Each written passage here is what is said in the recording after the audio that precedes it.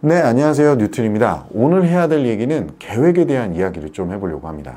어저께인가 상담을 하는데 계획을 자기가 짰는데 계획대로 잘 안 돼요, 항상. 그래서 자기는 계획을 짜지 않는데요. 웃자고 한 농담이겠죠. 혼났어요, 저한테. 혼났고, 어떤 친구는 저는요, 요만큼밖에 못하니까요, 요런 계획만 짜서 요 길로만 보고 갈 거예요. 이렇게 얘기를 하더라고요. 우선은 계획이 뭔지 좀 얘기를 해볼게요. 계획은 목적을 설정하고 나면 그 목적으로 가는 길을 설계하는 거예요. 그래서 내가 이 길을 갈 때 실패하지 않기 위해서 많이 하는데, 솔직히 이런 인생 계획이나 어떤 학습 계획 같은 경우도 초행길이 많아요. 처음 가는 거죠. 그러다 보니까 경험이 많이 없어서 설계가 원만하게 안 되죠. 보통 여러분이 하는 설계 단계는 뭐냐면, 첫 번째 목표 설정, 두 번째 어떻게 하죠? 성공 사례 분석하고 원인을 파악합니다. 그래서 원인을 따라하죠. 그래서 실패를 해요. 그것만 하니까. 자, 이걸 얘기를 해볼게요. 우리가 성공한 사례의 원인 파악은 분명히 해봐야 됩니다. 하지만 이게 개인 역량인지 아니면 누구나 따라할 수 있는 범주인지를 보셔야 돼요. 어떤 사람은 집중력이 굉장히 높고 오래 앉아있는 기능이 좀 있었고, 나는 그 정도 집중력은 안 되는데 오늘부터 마음을 먹었으니까 될 것이다 라고 생각하니까 실패를 하게 되죠. 보통 많이 실패하는 사례입니다. 이제부터 정신 차렸다는데 정신만 차리고 몸은 안 따라줍니다. 자신에 대한 너무 맹신을 하고 있는 거예요. 이 성공 사례를 분명히 따라할 수 있고, 단편적인 것 중에 몇 가지만 따라함으로써 자기가 성공의 길로 갈 수 있을 거라고 생각을 하는 거죠. 설계가 완벽하지 않고 실패에 대한 대비가 전혀 안 돼 있습니다. 실패하면 패배자가 아니에요.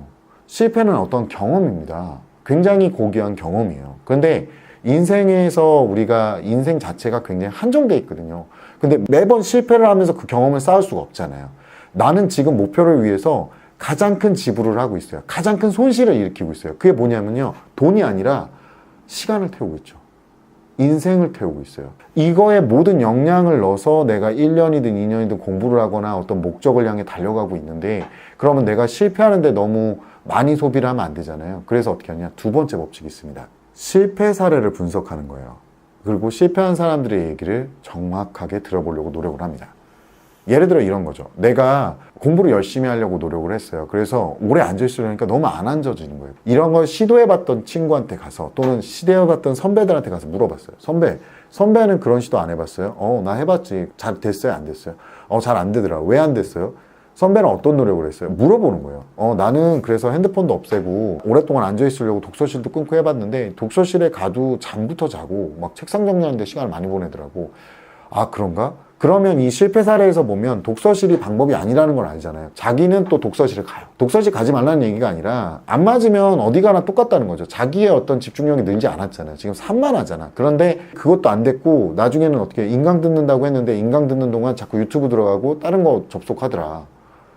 그래서 이걸 기반으로 해서 곰곰이 생각해 본 거죠. 독서실은 안 되겠고 누군가 날 감시했으면 좋겠어. 그래서 집에서 했어요. 집에 침대를 다 이제 빼달라 그래서 집에서 앉아서 하고, 잘 때는 불편한 바닥에서 잘 거고, 그 다음에 책상에 앉아있을 때 엄마가 항상 들락날락 할 수 있게 문을 다 열어놨어요. 예를 들어 어떤 성공 사례에 보면. 그런데 그리고 인터넷 인강은 다운로드형으로 해가지고 안에다 넣어놓고 스트리밍으로 안 하고 인터넷 없이도 볼 수 있게끔 해놓은 거죠. 이렇게 해서 자기에 대한 어떤 대처를 한 거예요. 이 친구는 끝까지 자기 자신을 믿지 않은 거예요. 자기는 언제든 놀 수 있고 또 어떤 딴짓을 할 수 있다라고 믿은 거죠. 그러니까 남들의 실패 사례를 답습하고 자신의 실패를 대비하는 거죠. 그래서 자신이 똑같은 행동과 똑같은 실수를 할 거니까 그걸 대비하라는 겁니다. 두 번째 법칙, 다른 사람의 실패 사례를 듣고 또 실패자들의 경험을 듣고 자신의 실패와 실수에 대비하라는 거죠. 그리고 세 번째가 뭐냐면요, 현재 조건만 갖고, 현재 자기가 갖고 있는 재능과 어떤 지금 할 수 있는 역량만 갖고 계획을 짜요. 이러시면 안 돼요.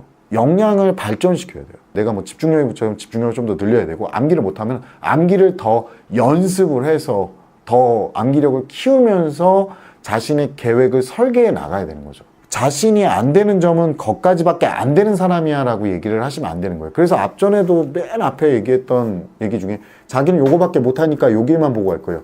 인생은요, 약간의 도박이에요. 그러니까 자기가 갖고 있는 역량과 자기가 갖고 있는 어떤 시간을 투자함으로써 자기의 목표로 가는데, 이때 노력을 적게 하는 방향으로 가면 안 되는 거죠. 노력을 엄청나게 집어넣을 거예요. 집어넣고 될 수 있는 한, 성공할 수 있는 모든 가능성을 열고 다 준비를 해야 되는 거죠. 그러니까 시간도 항상 부족해야 되고, 노력도 노력대로 하면서 힘에 붙여야 되고, 그래야 성공으로 가게 되는 거거든요.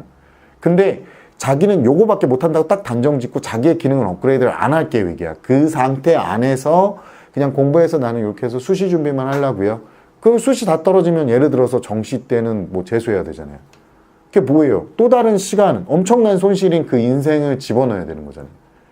그러니까 이런 식으로 현재 갖고 있는 재능과 현재 갖고 있는 역량만 갖고 그것만 투자해서 뭔가를 이룩하려고 하지 말고 역량은 키우고 현재 갖고 있는 것들을 더 많이 가지려고 노력을 하면서 여러 가능성을 열어놓고 그것들을 다 준비하려고 노력을 해야 되는 거예요. 하나 끝내고 하나가 아니라 하나 끝내면서 다른 것도 같이 병행해서 가면서 그 밸런스를 맞추는 거죠. 이렇게 계획을 짜셔야 되는 거예요. 다시 한번 정리하면 뭐냐면 성공 사례를 분석하고 성공의 요인을 찾되 그 요인이 개인적 역량인지 아니면 누구나 다 따라할 수 있는 범위인지를 파악해 본다. 또는 내가 할 수 있는 범위인지도 파악해 보는 거예요. 그리고 두 번째가 뭐였냐면 실패 사례를 분석을 하고 내 실패를 대비해라. 그리고 세 번째가 뭐냐면 갖고 있는 역량만을 갖고 계획을 단편적으로 짜지 마라. 역량은 더 확대해야 되고 많은 가능성을 열어두고 범용적으로 계획을 세워라 라는 거죠.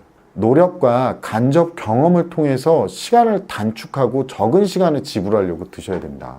계획을 잘 잡으셔서 뭐 학습 계획이든 뭐 인생 계획이든 잘 잡으셔서 좋은 결과 또 좋은 성공 이루기를 바라고요. 오늘 얘기는 여기까지고 다음 시간에 뵙도록 하겠습니다. 감사합니다.